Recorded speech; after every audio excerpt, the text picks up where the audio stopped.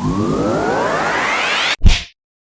right, guys, welcome to the Utah Jazz postgame show on the Hoops Nerd channel.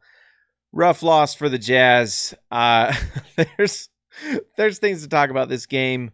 Most of all, I'm just like, I feel my soul separated from my body as I watched Kawhi Leonard destroy the Utah Jazz tonight. Jazz fans probably have some complaints about some officiating and things like that, but really what it all comes down to is Kawhi Leonard is a superstar. He did superstar things. He did Michael Jordan things tonight. Like, that's who he reminded me of. I remember in the finals when the Jazz played the Bulls, and you just knew that Jordan was going to do great things. And when the Jazz were not able to take advantage of Kawhi Leonard being off the floor, and that's a credit to the Toronto Raptors bench, who continues to be one of the deepest, most effective benches in the league, you knew this game really was going to be rough for Utah to have any sort of chance to overcome, because Kawhi was an absolute superstar. Did he get 17 free throw attempts tonight? Yes. But that's what happens with superstars. And it happens. Like, you know, Jordan got that treatment. Kawhi's got that treatment. The Jazz had to do better than what they did tonight to get a win. As far as the Raptors, I mean, I predicted before the season starts that the Raptors were going to be the number one team in the East. And it's no surprise. They were the number one team in the East last year and got better with Kawhi. You know, that trade with the Spurs, we'll see what happens after this season. But for this season, it's a wild success because Kawhi is a superstar. I mean, yeah, he got a lot of free throws, but he made tough buckets. Like that little wraparound around Rudy Gobert, that's unguardable. If Rudy Gobert can't stop that, who can? If you're a Toronto fan, you've got to be excited. You're going to the finals.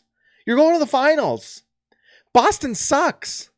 Like, I told all these Boston fans who thought that Gordon Hayward was this James Harden player. No, he's not. He's like playing how he did with Utah, just more scared now.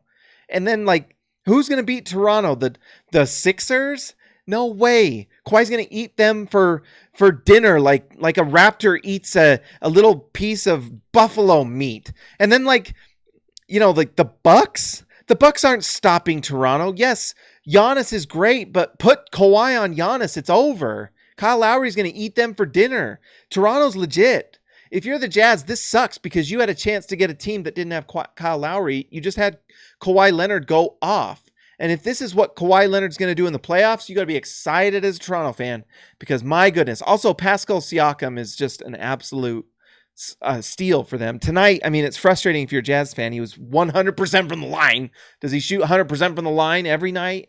And also 3 for 4 from 3. Like, my guess is he's not a 75% three-point shooter and a 100% free throw shooter, but tonight he was. So, tough loss for the Jazz.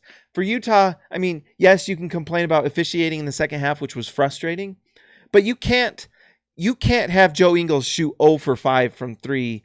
Derek Favors 0 for 2 from 3. Donovan Mitchell 2 for 8 from 3. Ricky Rubio 0 for 4 from 3. And expect to win. You can't win games like that. Toronto did what they needed to do to win. If the Jazz had just shot an average game, they win this game. They lost by 6-7 points, but look at that shooting. It's ridiculous. Yes, Jay Crowder went off, but Jay Crowder also gave Danny Green a rebound at the end of the game, which is frustrating. Looking at Utah, it's obvious that there needs to be a shakeup with the lineup. Donovan gets double teamed. I was going to try to film something where I saw Donovan go to there was literally like 4 Toronto Raptors in the paint because they don't have to guard Ricky and they don't have to guard Favors. Like last game against the Knicks, who are the Knicks? Favors made 2 threes. And tonight, Toronto said, you know what? If Ricky Rubio and Derek Favors are going to beat us, so be it. You know, that's just good game planning by the Raptors. And they just scored and made buckets. That's just how this league works. You miss shots, you miss free throws, you make dumb fouls. If you see that Kawhi is getting some of these fouls, you've got to back off. That's how it is. In the first half, the Jazz were actually getting a pretty friendly whistle. You've got to learn to back off. It's like umpires in baseball. If you see the ump is calling the corner in a certain way and he's doing it, then you've got to play based off of him doing that. So if the ref is calling certain things for Kawhi, you've got to adjust. Stop giving Kawhi and ones at the very least. You know, you've just got to adjust. And the Jazz didn't tonight, and they also didn't hit shots. It's on them. They've got to find a way, but some of this could be alleviated by a trade deadline. Go to slcdunk.com. Go subscribe to the SLC Punks podcast, where me and Michael Lohman talked about some Jazz trade scenarios. Guys, like and subscribe this video. The Jazz are a good team. They're playing much better. Toronto's just the best team in the Eastern Conference. You lose to those types of teams sometimes. All right, talk to you later.